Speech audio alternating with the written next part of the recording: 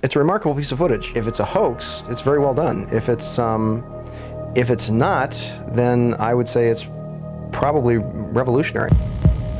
It's a fake, in my opinion. If you continue to ask questions that are out of bounds, I won't hesitate to terminate this interview. This is powerful because this is not a staged event. This is real.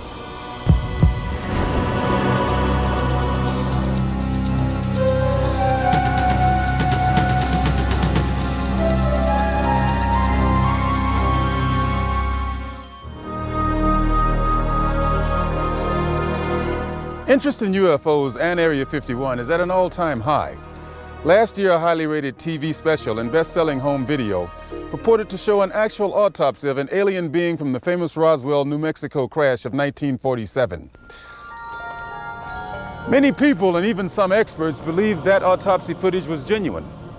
If that was indeed the body of an alien being from another world, could the footage in this program be the world's first hard visual evidence of an actual living and breathing alien being?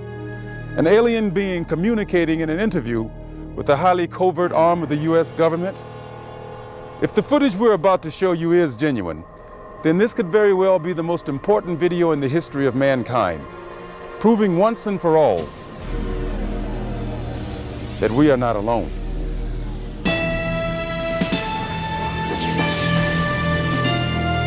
Within Nevada's Nellis Air Force Range, protected by the tightest security in the world, is the Groom Lake Test Site, aka Dreamland, aka Area 51, an installation so secret the government cryptically acknowledges its existence only as an operating location. Until recently, the military flat out denied the presence of such a base. It has served as the testing ground for many secret research and development projects, such as the U-2 and SR-71 Blackbird spy planes, the F-117A stealth fighter, and now the SR-75 penetrator, the super-secret replacement for the SR-71. Every morning, a select group of specialists with high security clearances, some reportedly as high as 38 levels above top secret, arrive at McCarran Airport in Las Vegas to be flown to Area 51 aboard a Boeing 737. From the time they leave the ground until they return to Las Vegas at the end of each working day, they enter a world no outsider can ever truly know, except through rumor and the occasional shocking revelation.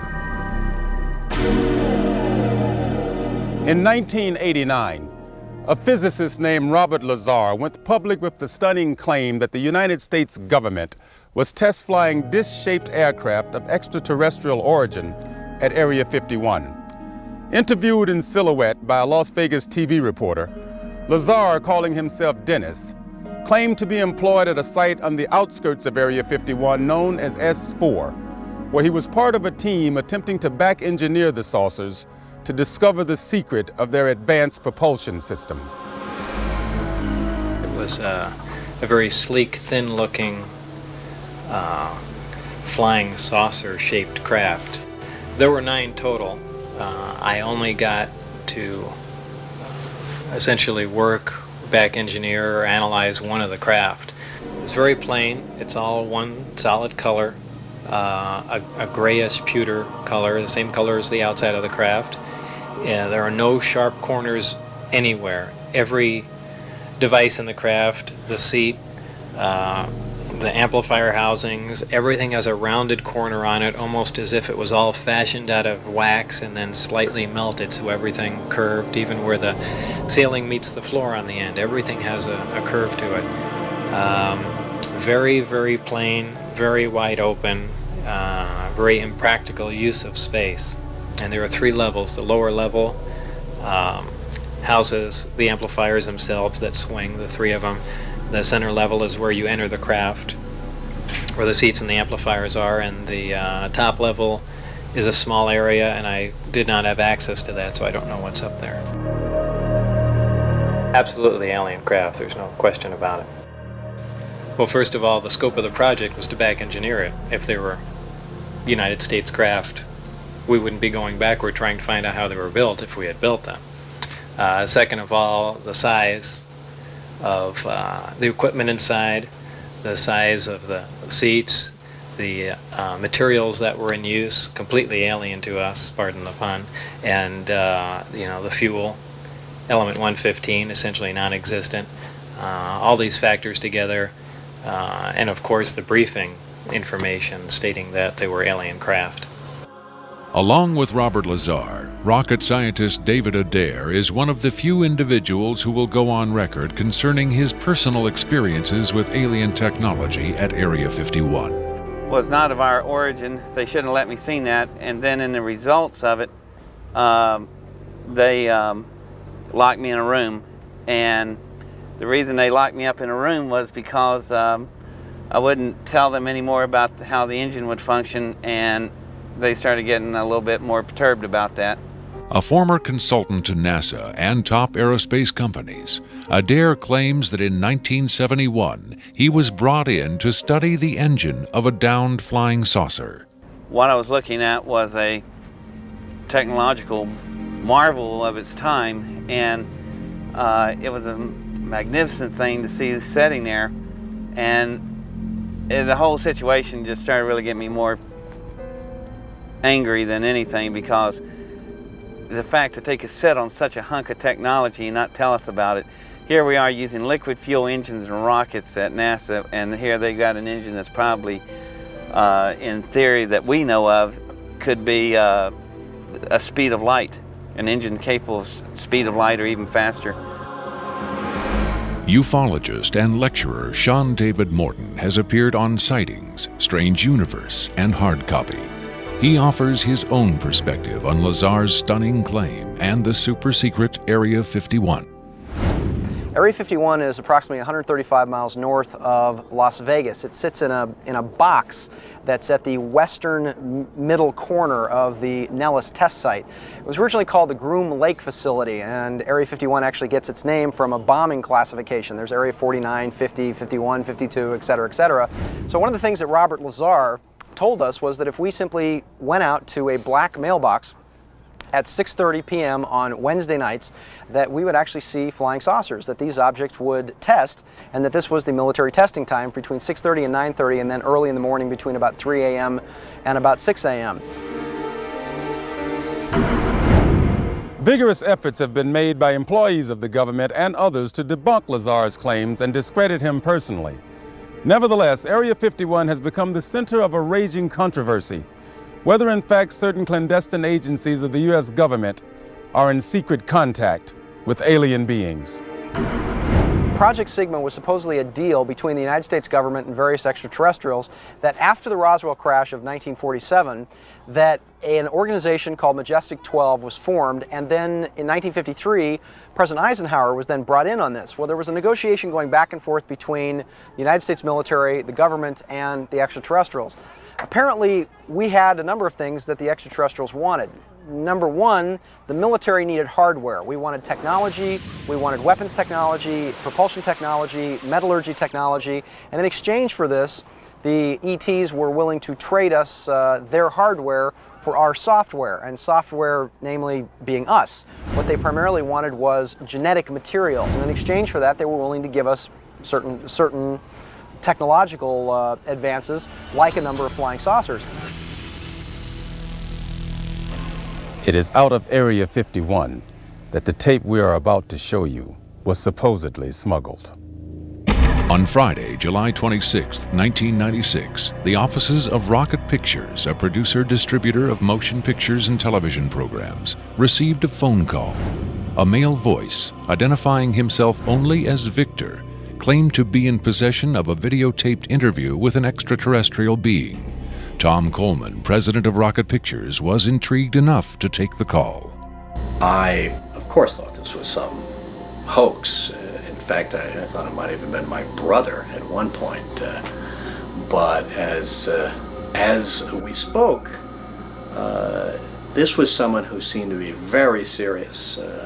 We went back and forth on this, and I basically decided that, this is a little bit too weird for me. Thank you and goodbye. As I hung up, I had a very strange feeling that maybe, just maybe, there was something here. He said he had a tape of a space alien, an ET, that was being held in a military installation in Nevada. I'm not sure as a prisoner or a guest. And he had this on tape. As we've already heard from Sean Morton and others, this is not the first time allegations have surfaced that the U.S. government is playing host to extraterrestrial biological entities, or EBEs. The first and most famous alleged contact was the Roswell flying saucer crash of 1947. This is the incident from which the alien autopsy footage supposedly originated. But there have been persistent rumors that not all of the aliens retrieved from the Roswell crash were dead. The final fate of the survivors, if any, is unknown. 2 years later, however, in 1949, another alien is reported to have survived a saucer crash, and this being, known as EBE-1, was taken into custody and kept at a safe house. EBE-1 supposedly suffered from chronic health problems, which the doctors of the time were helpless to treat. According to a controversial, possibly fraudulent briefing document dating from the Jimmy Carter administration, EBE-1 was interviewed by means of pictographs, from which it was learned that he came from the Zeta Reticuli star system. Can we eliminate one or more of these categories from discussion? The laborious process of developing a set of symbols that could be used and understood by both human and alien amounted to the creation of a new language. If such an effort was made, it represents the greatest achievement in linguistics since the deciphering of the Rosetta Stone.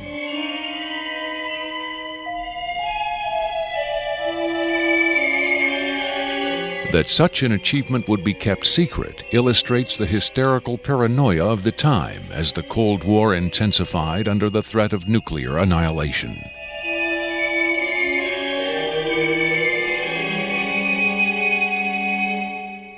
The so-called Carter-Aquarius briefing document states that EBE-1 died of unknown causes on June 18, 1952.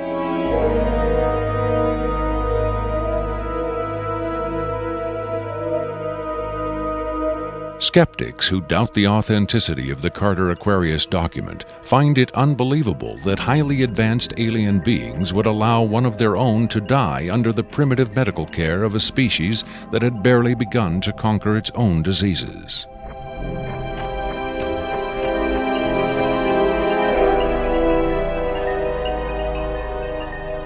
But as we will hear, there are those who claim that to the aliens, death is not a final end to be feared, but a mere transition. It was in the late 40s and early 50s that the U.S. government's policy toward UFOs was formulated. Publicly, there was Project Blue Book, which made a great show of gathering data on all the major UFO sightings, finally declaring them all to be hoaxes, mass hysteria, or swamp gas. But secretly, there may have been another policy at work. Over the years, several documents have come to light which seemingly confirm that a clandestine group, Operation Majestic 12 Group, aka MJ-12, was formed by special classified presidential order on September 24, 1947, for the express purpose of gathering information on UFOs and extraterrestrials, while at the same time keeping such information not only from unfriendly powers, but from the American public as well. If indeed Area 51 has become the nation's repository for alien technology and possibly alien visitors, then the extra-constitutional justifications for such secrecy were developed in the MJ-12 Group's planning sessions. James B. Forrestal, Secretary of Defense under President Harry Truman, is widely accused of being the mastermind behind the creation of MJ-12. Once created, Majestic may have expanded its mandate beyond what Forrestal had intended. Whatever secrets Forrestal may have known concerning flying saucers and alien visitors, that knowledge died with him when in 1949 he mysteriously plunged to his death from a window at Bethesda Naval Hospital. Though he was being treated for depression, many UFO researchers doubt that his death was a suicide and point to the sinister workings of the possibly mythical MJ-12, which in their hypothesis may have been protecting its secrecy from a man who had come to believe the people had a right to know. As late as 1989, according to Bob Lazar, the identification badges at Area 51 read MAJ for Majestic. In December 1994, a document purporting to be the Majestic 12 Group Special Operations Manual was leaked to a noted UFO researcher. It contains the following directive under the heading Isolation and Custody. EBEs will be detained by whatever means are necessary and removed to a secure location as soon as possible. There follows this disturbing amplification. Although it is preferable to maintain the physical well-being of any entity, the loss of EBE life is considered acceptable if conditions or delays to preserve that life in any way compromise the security of the operations. From the beginning of the UFO age, it seems, secrecy was always the government's prime directive. In 1988, another anonymous government source, codenamed Falcon, claimed that a second extraterrestrial biological entity, EBE-2, voluntarily became a guest of our government, allowing himself to be examined and interviewed. In this scenario, Area 51 became, for a time at least, a sort of extraterrestrial embassy, the setting for mankind's first attempt at diplomacy with beings from another world. Different sources disagree as to how communication was established.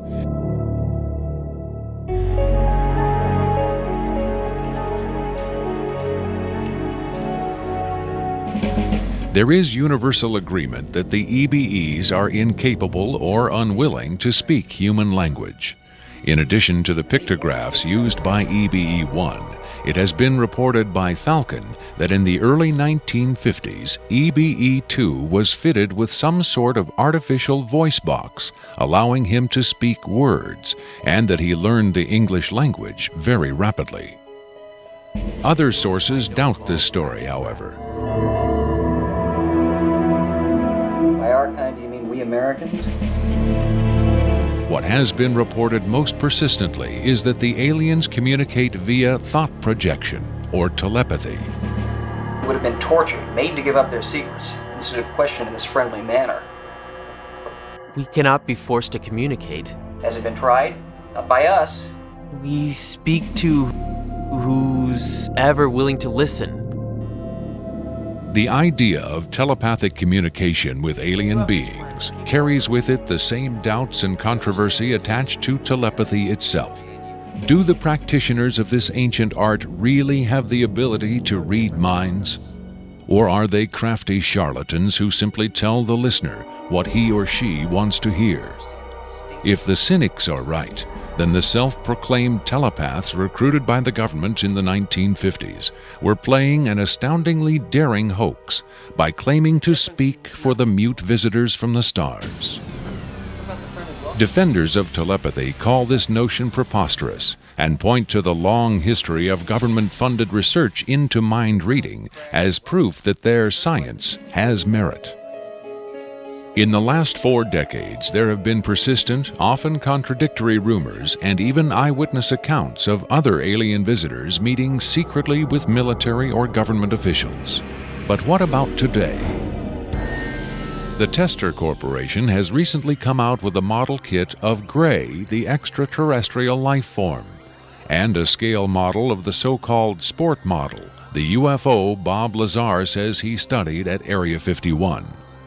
This UFO kit has quickly become one of the most successful model kits in the history of the company.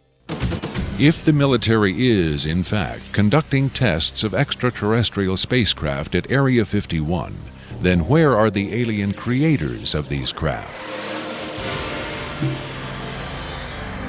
In his first TV appearance under the pseudonym Dennis, Bob Lazar was asked if there are living aliens at Area 51. Clearly nervous, he evaded the question by saying, quote, "I really want to steer away from that right now," unquote. In subsequent interviews, however, he admitted catching a glimpse of two scientists talking to a strange short figure with long arms. He also reported seeing several documents that seemed to contain first-hand information on alien civilizations. Lazar is skeptical of a claim made by Falcon that a group of EBEs have been given complete control of a separate base within Dreamland. But he does admit having read a report of a tragic misunderstanding between military personnel and alien beings in the late 70s. Lazar states that it had to do with bullets the MPs were carrying, and that the bullets might explode, possibly due to a field the aliens had generated in that area. This encounter supposedly resulted in the deaths of all the humans involved by head wounds. But if there was ever a large-scale alien presence at Area 51, Lazar saw no evidence of it doing his work at S4 in the late 80s. Is it possible that the deadly misunderstanding of 10 years earlier brought human-alien cooperation to an end? In his September 21, 1987 speech to the UN General Assembly, President Reagan himself did little to dispel the notion that this deadly misunderstanding brought human-alien cooperation to an end. In our obsession with antagonisms of the moment, we often forget how much unites all the members of humanity. Perhaps we need some outside universal threat to make us recognize this common bound. I occasionally think how quickly our differences worldwide would vanish if we were facing an alien threat from outside this world. Are the inconsistencies between various tales coming out of Area 51 evidence that these stories are lies? Or are the discrepancies the result of an intentional campaign of disinformation designed to discredit any elements of truth that may be reaching the public? If so, how does Victor fit into the jigsaw puzzle of questionable witnesses to the alien presence at Area 51? Is he a hoaxer, a government dupe, or a frightened whistleblower with the hard evidence to back up his story? I made it very clear to Victor that his credibility was the entire issue here, and that everybody's going to think this is a hoax, and that how are they going to possibly verify this? What he said was, you can do anything you want in terms of verified, any type of due diligence. He will answer whatever questions put forward. We could do whatever type of checking. We could bring in experts. We could have the tape tested. We could, in fact, he encouraged all of these aspects. He just did not want his face and his real name revealed. At Coleman's insistence, Victor agreed reluctantly to appear on camera, but only in disguise, in shadow, and with his voice electronically altered. The questions were agreed upon in advance, but during the actual interview, the discussion occasionally deviated from Victor's approved questions. What is your occupation at Area 51? I won't answer that. I have had reason to be present at Area 51, but I'm not going to clarify whether or not I was there as an employee. Are you saying you were there as a visitor? I'm not going to specify why or in what capacity I was there, only that I was there. Can you tell us how many times you were there? When I agreed to this, my fundamental ground rule was that I would not be asked to divulge personal data that might help pinpoint my identity. If you continue to ask questions that are out of bounds, I won't hesitate to terminate this interview. Are you saying that the number of times you were present at Area 51 is enough to pinpoint your identity? Any specifics will narrow the field of suspects. Of course, I could lie. Let's say I've been there 47 times, or anyway more than once. Let's turn to the tape itself. The copy you've supplied is not the original tape. No. Was the original at Area 51 when you copied it? That's out of bounds. Is it fair to assume that the copying of tapes at Area 51 is heavily restricted? You can assume anything you like. I would say that's a fair assumption. That's obvious. I will say that this tape was copied under special circumstances. Otherwise, copying it would have been impossible. Can you be more specific? More specific? Okay, I'm sure they've figured this much out already. Recently, there was a wholesale transfer of video documentation from analog tape to digital disc storage. In a couple of instances, this allowed data to leak from a highest security system to a less high security system. Even so, this particular tape was the only... I think that's about all I'll say about that. Was there something about this particular clip that made it more accessible to be copied? Not necessarily, no.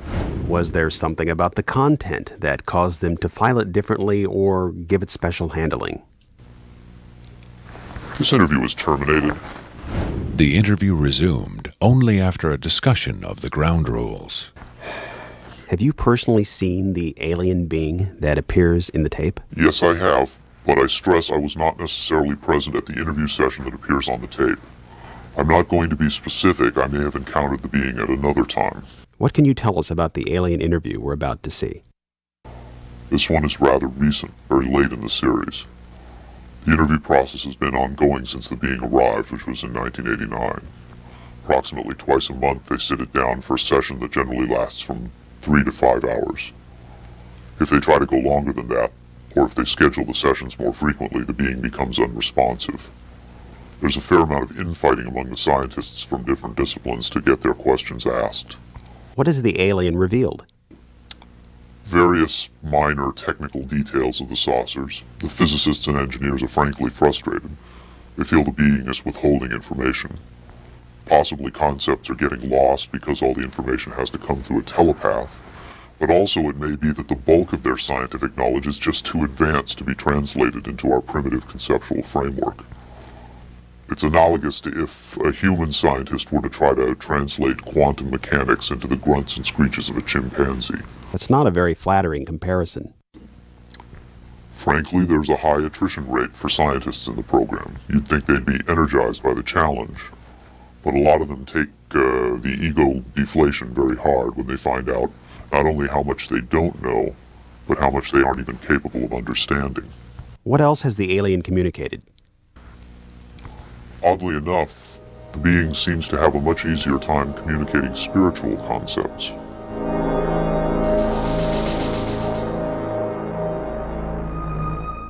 The human body is a vehicle, a vessel. The vessel must be maintained to serve the spirit with maximum efficiency. But a broken vessel can be replaced. The human spirit, or the soul, can have many vessels. Is the process natural or technological? Both are one. Technology is a natural excrescence of humanity. Technology is a process the vessel uses to perfect itself. So this transference of the soul from vessel to vessel, did your kind create the mechanics of it, or is it a natural... Did it predate the intellectual creation? Before understanding must come acceptance. Then it's not technological. Well, I think what he's trying to say is that the question is meaningless. The soul can travel from vessel to vessel. Reincarnation, transfiguration, whatever. It's real. What I'm getting at is, does he know how it's done? Victor uses the term vessels to refer to the alien's conception of the body as a disposable vehicle for the soul. The UFO cult known as Heaven's Gate used the term containers in a similar context. The mass suicide of the Heaven's Gate cultists illustrates the dark side of accepting such ideas at face value. Doe, the Heaven's Gate cult leader, preach that humans can pass from container to container. The mysterious Victor, on the other hand, harbors no such belief. In his interview, recorded months before the Rancho Santa Fe tragedy, Victor made his attachment to his own earthly vessel abundantly clear. And let me just state here publicly, to head off any clever ideas anyone might be having, I have never been, am not now, and never will be suicidal. But how would the public know if something happened to you, since we don't know who you are? I'm taking care of that, trust me. If something happens to me, if I die, people will know who I am. Do you think it's a reassuring sign that these aliens can communicate with us on a spiritual plane? It would be nice to think so, but I'm not sure if it's really such an achievement considering the mismatch between our intellects. I mean, you're not going to have much luck making your dog understand calculus.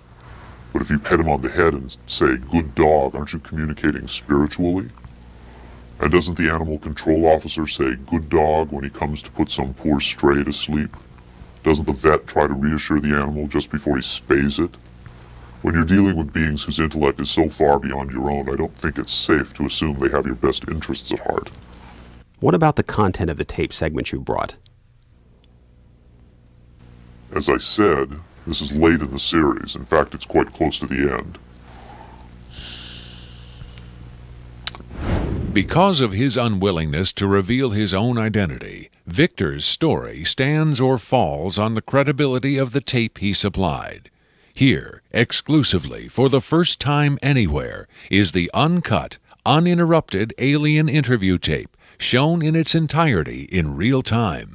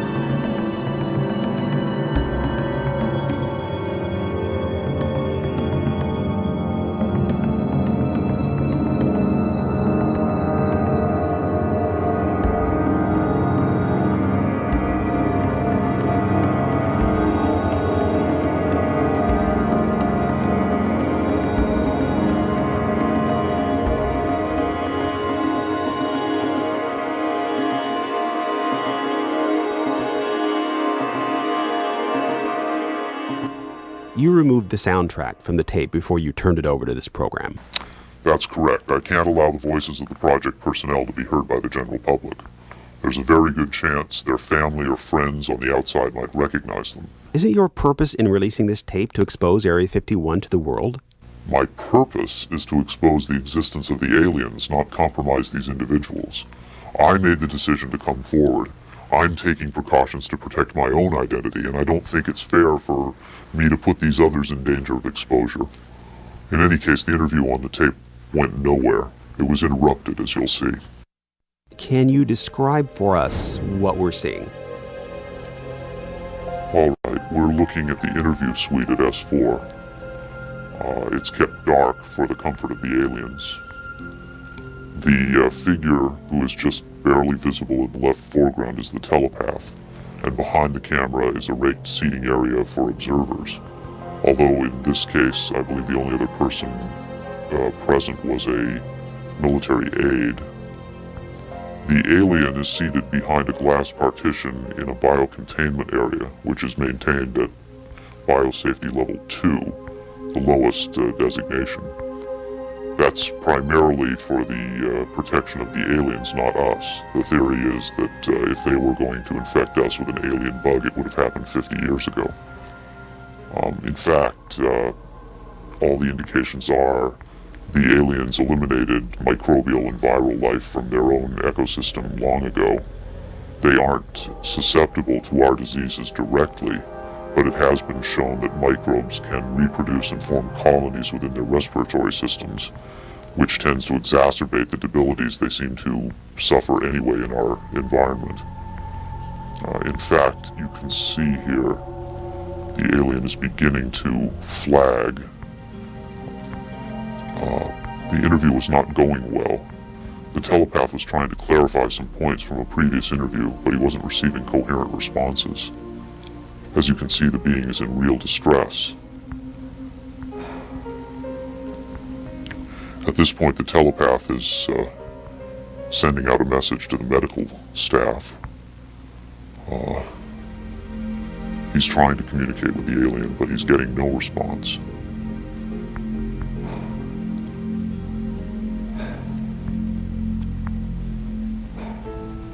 There's very little he can do.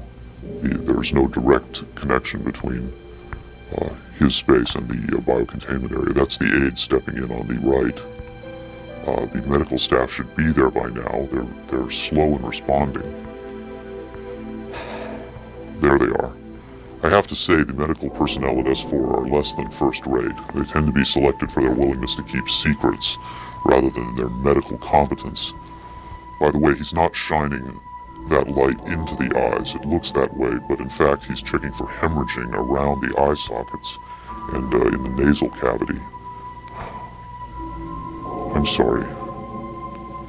It's very hard for me to watch this.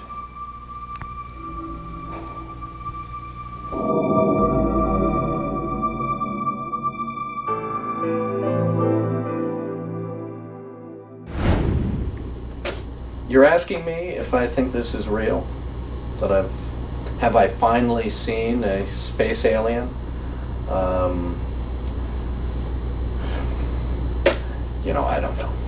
But I do know this. I know that this is not a tricked up version like the Alien Autopsy. It doesn't attempt to distract you away from the alien. It doesn't have that cinema verite, black and white. It doesn't go to great lengths to try to fool the audience. It's straight ahead. It's an alien on tape. Pretty much the way you'd probably film it. The point is this: what if it is real? In evaluating the authenticity of the Alien Interview tape, the logical place to begin is with the videotape itself. What can the technical details of this recording tell us about its origin? Rocket Pictures sent Victor's original tape to the Phoenix laboratory of renowned image analyst Jim Delatoso.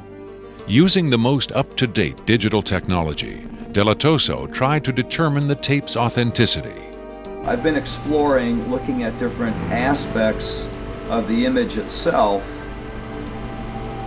to develop questions for a matrix on is it real or is it fake.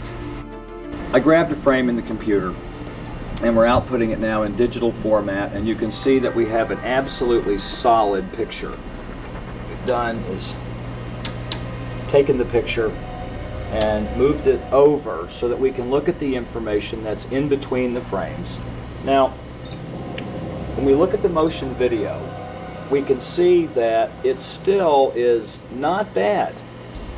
And when we have this little indicator down here, it tells me that the original image was transferred using some kind of time-based corrector.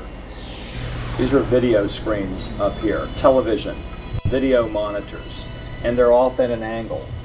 If this was shot using a video camera with lines on it, we would see moire patterns up there, and we don't see the moire patterns. So there's a probability that this was shot originally on film, possibly a film stock like 72-52 or 72-47, depending on the lighting. The idea that these images may have originated on film is in direct contradiction to Victor's statement that the interview was shot on video. On closer inspection, Delatoso decided the images could indeed have been recorded by a video camera under certain specific conditions. In this case, I get the sense of it that this was originally created using either film, transferred telecine to beta, and then this is the third generation, or it was taped under very low light conditions with the video gain boosted probably 12 dB. Even the emotionless analysis of a computer cannot provide a definitive answer. Delatoso's efforts yield tantalizing hints, but in the end they only increase the mystery. One of the key things about this creature are its eyes. Like the other experts, video analyst Jim Delatoso was emotionally affected by what he saw. He took the tape very seriously and offered this personal opinion. If someone faked this, I don't like these people. I think it's a bad thing for people to do, because if extraterrestrials come here, it's an incredibly important thing to understand who they are and why are they coming here. If this is not faked, I think we've got a glimpse here of a sense of communication with someone who came from a long distance away. When asked his opinion of the Alien Interview, Adair was careful to answer only in terms of his own experiences. If you're referring to the film where it's aliens being interrogated at Area 51, I don't know. I've never seen a UFO in my life. I've never seen aliens pickled in a jar or anything like that. But I know I saw an engine that wasn't from our terrestrial technology. If you look at an engine like that, it came out of a craft. If it come out of a craft, then that craft has occupants. So it's very logical to assume then that those occupants could still be here and they could be interrogating them, or they could have downed another craft since 1971. Makeup artist John Criswell has provided special effects creatures for many Hollywood motion pictures and television shows, such as Spaced Invaders and Babylon 5. Hired by Rocket Pictures to create the aliens for the recreation segments of this program, Criswell was very interested to finally see the real thing. By Hollywood standards, I would say it's a pretty decent puppet. Well, to be honest with you, I would love to buy this being real, but it's probably a hoax. Well, I think this is a really cool design, and it's a great concept, but I think I could have done better. Whoever did this, I mean, they could have a job in Hollywood in a minute, no problem. This one has a much creepier quality than the Alien autopsy tape, I think. That one I definitely didn't buy just because of the way it laid on the table. There was a couple of things. This actually, whoever did this was, or if someone did this, they were very clever because it it hides a lot of stuff. So that's what makes me kind of disbelieve it a little bit. But, you know, who knows? Criswell thought the alien exhibited movements that would be difficult to fake. There are moments when this looks very real, and I don't know how they did certain little things about this. So right when I would say that it's definitely a puppet, he moves a certain way, or he'll lift up in the frame and all that, and all these little things are important to the, you know, to the character of it. Academy Award winner Rick Baker is one of Hollywood's reigning masters of makeup effects. He transformed Eddie Murphy into a 300-pound man for The Nutty Professor and has created monsters for countless films, including An American Werewolf in London and the UFO-related Men in Black. Baker dismissed the tape as a fake. Yeah, this doesn't fool me. I don't buy this. I think this is a puppet, and you've got a table in the foreground that's hiding the rest of its body.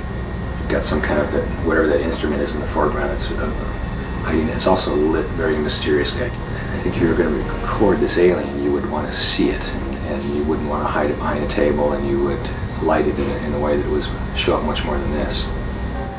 This particular movement, this head-jerking movement here especially, looks very puppety to me. It looks a little overdone and very much like a guy with his hand inside this thing maneuvering it.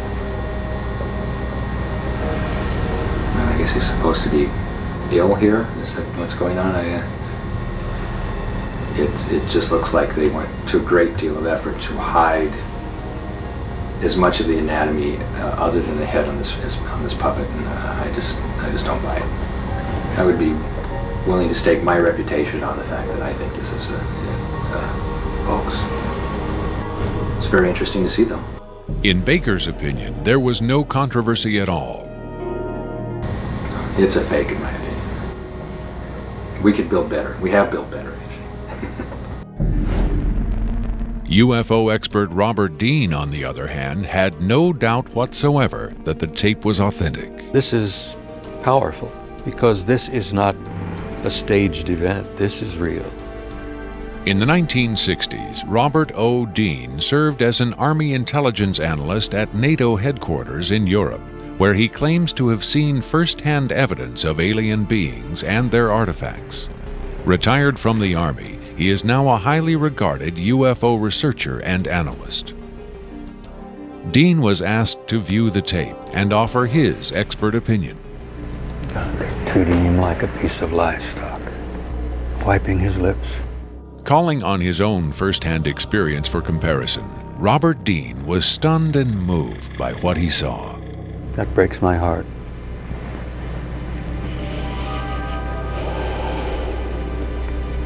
I think you've got yourself a piece of legitimate footage here, and I think you've got your hands on some pretty sensitive material. I don't know how the hell you got this. I don't know who you got it from, and frankly, I don't want to know who you got it from. But you got yourself a tiger by the tail with this footage. I would say, and I know that that's one of the things you ask of me, is that you've got yourself some legitimate footage of one of the little guys being interrogated and filmed. And there's a reality to it, and there's a sensitivity to it that literally breaks my heart. But I tell you very strongly, you've got something here that is very sensitive. Well, I know that the level of classification on this kind of a thing is so far damned above top secret that you can't imagine how sensitive this kind of thing is, and how delicate it is, and how tightly the government sits on anything like this. Sean Morton looked for clues to the tape's authenticity in the technical details of the interview's setting. Okay, there's a couple of interesting things about the tape right off the bat. Morton tried to decipher the time code at the bottom of the screen. First off, what you're looking at in the time code is DNI's Department of Naval Intelligence. So Department of Naval Intelligence, this would probably be a file number 27. It could be a security level, however, because security levels are supposedly go up to Q36, or the highest ones that we know about. The first interesting thing about that is that I'm noticing what looks like a medical monitor, and look at how slowly and erratic the heartbeat is. The heartbeat is literally 1, 2. It's very, very erratic, and it looks as though the heartbeat being as erratic as it is only about, from counting that, it looks like it's about 30 a minute or so. Morton suggested an alternate explanation for the video's dim lighting. One of the unusual things about most of these particular race of aliens is they are very, very sensitive to light. So a lot of these interviews are conducted in very darkened rooms. To Morton's eye, many features of this alien dovetailed with accounts of other first-hand contactees. Another strange thing about the physiognomy of these creatures is, as well, is if you will notice that the neck itself is not at the back of the head like a human being is. The neck is actually in the center of the head, which is what actually gives it problems holding its head and its neck up. Whatever this is, it's being taken, the interview is actually being done through a piece of glass, which is probably something somebody faking the photographs probably wouldn't think about. Right there we see that the creature appears to be choking. The dark eyes, in many cases, are actually a form of lens that guards the creature against untoward sunlight. It's a remarkable piece of footage. I mean, it's very, very, very, very interesting. If it's a hoax, it's very well done. If it's not, then I would say it's probably revolutionary. Another expert who was asked to examine the tape was Michael Hesseman, one of Europe's leading UFO researchers and author of the international bestseller Beyond Roswell. When I got the first information about the alien interview footage, and when I saw the first picture, I said there might be a connection to a real incident. Hesseman was intrigued both by the alien's appearance and by Victor's claim that the being arrived at Area 51 in 1989. If it is authentic, it might be the most significant film ever published, ever shown on television.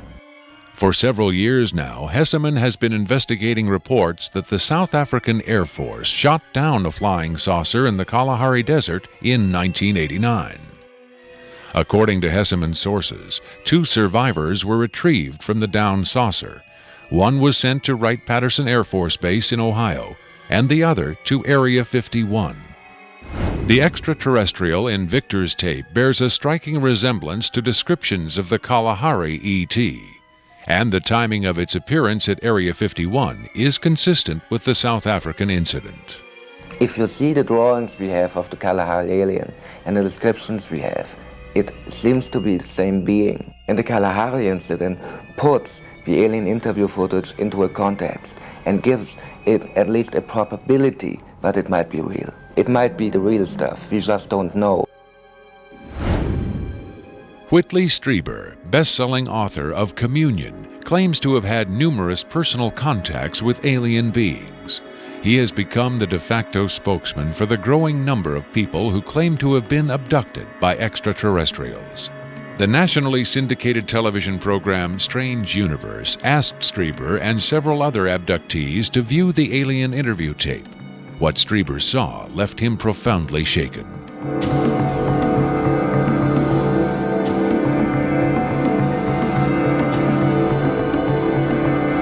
Strieber would not agree to be interviewed on camera for this program, but on Strange Universe, he had this to say.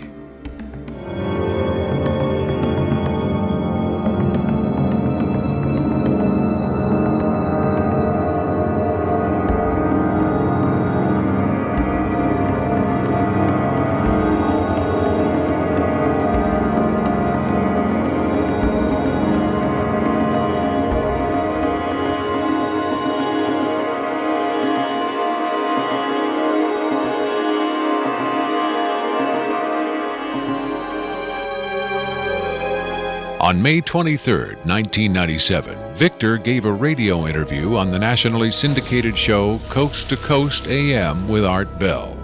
Speaking by telephone from an unknown location, Victor answered questions from host Art Bell and his guest, UFO expert Sean Morton. From the Kingdom of Nye, Coast to Coast AM continues with Art Bell. It is going to be a very interesting morning. Let's see if we've got Victor on the line. Victor, are you there? I'm here. Welcome to the program, Victor. Afterwards, this is what Bell and Morton had to say about Victor's credibility. What a hell of an interview, huh? Boy, oh boy, talk about making history on the radio. It was, as far as I could tell, he answered every question properly as far as exactly where the locations are, to the, descriptions of the, the transports, the 737s, to the CTS-43s, the retinal scans, the 5 levels at S4. A veteran of countless controversial interviews, Art Bell still found himself impressed by his encounter with Victor. In the first, I think, half hour, I sensed that I was getting a kind of a runaround, or that I was not satisfied with the quality of the answers that I was being given. But as the interview progressed, and Victor, to some degree, began to relax, I began to get a different sense, and that was that he was telling me the truth. I think Victor was scared.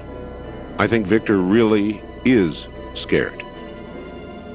And so my judgment of the interview after about the first, maybe 20 minutes, half hour, is that we began to get some real information. It was a significant milestone. There's no question about that in broadcasting.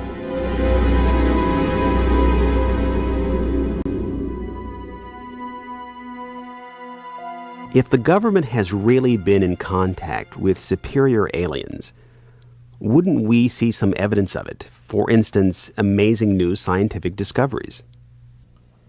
Limitless free energy? A cure for cancer? We might, if the government's motive were the betterment of mankind. The government's motive is control.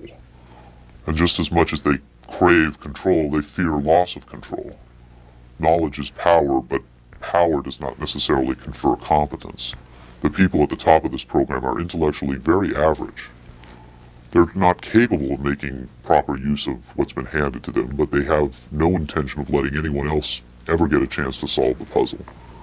And let's not forget there's also the real possibility that the government is being manipulated by the extraterrestrials for their own purposes.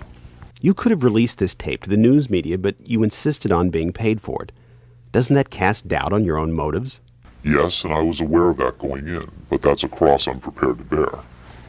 I find it disgusting that the most important event in human history is being kept secret simply because certain unimaginative officials have the power to do so. But at the same time, I do see the irony in my own actions. All I can say is, had I had the choice, I would not have insisted on profiting from this revelation. But since by lifting this veil I've endangered not only my career, but possibly my life, I felt the need for some small measure of monetary freedom to deal with any eventualities. And let me say, I could have demanded significantly more money than I did if I had been willing to compromise my anonymity. There have been other whistleblowers who jumped at the chance to become celebrities, which I think casts even more doubt on their motives than some people may be casting on mine. Do you believe your life is in danger as a result of making this tape public? I would hope not.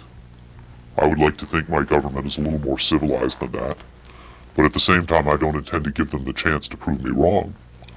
At any rate, to a certain extent, I'm counting on being disbelieved. Obviously, they would like me to be perceived as a hoaxer. If something were to happen to me, if I should die suddenly in a freak accident, it would obviously lend credence to my story, and I assume they understand that and will act or not act accordingly. Why should anyone believe this tape is authentic? Use your own judgment. That's all any of us can do. There's been so much secrecy and disinformation over the last 50 years that it's become impossible to prove anything in the face of official denial. Of course, the flip side is nobody really believes anything the government says.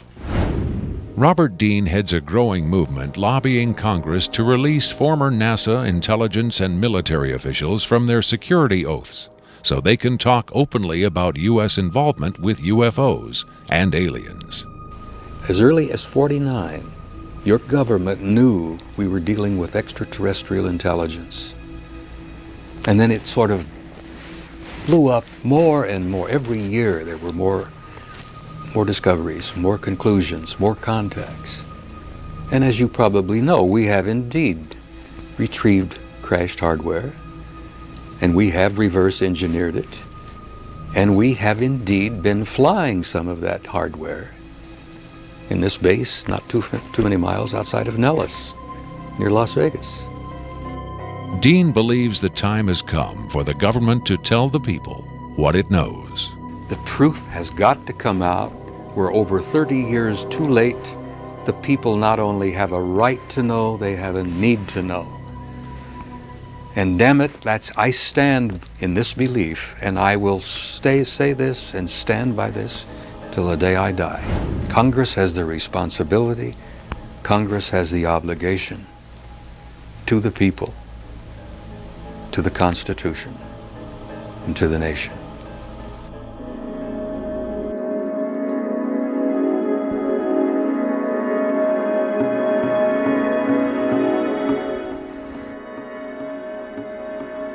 Did this alien die? I can't answer that with certainty. I do know the interviews came to an end.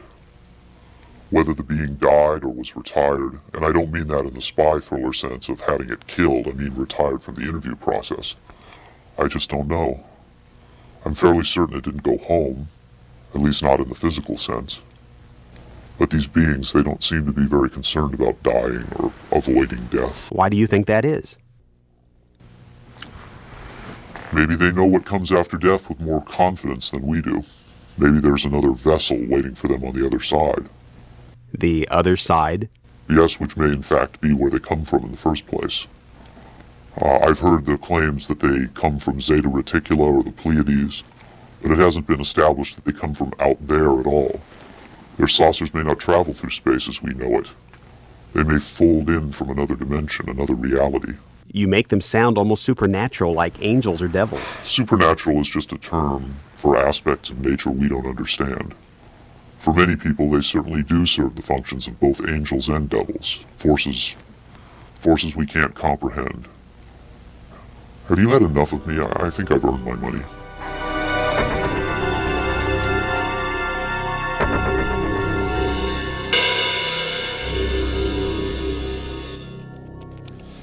Is seeing believing? Can the images on this little tape really be what Victor claims? To even take the question seriously requires a belief in the possibility of wonder, a willingness to accept an almost unimaginable truth. It's far easier and safer to label it a hoax. I'm standing on Nevada Highway 375. America's official extraterrestrial highway, redesignated last year by the legislature in acknowledgement of the worldwide fame that has become attached to this desolate spot. Beyond those mountains is Area 51, the most widely discussed secret place on Earth. Whether as a hoax or mind-expanding revelation, this alien interview is now a part of the Area 51 legend. There will come a day when the secrecy at Area 51 ends. When that day comes, then we will know whether this tape was real and what the true motive was for its sudden appearance. Until then, we can only speculate, investigate, and hope.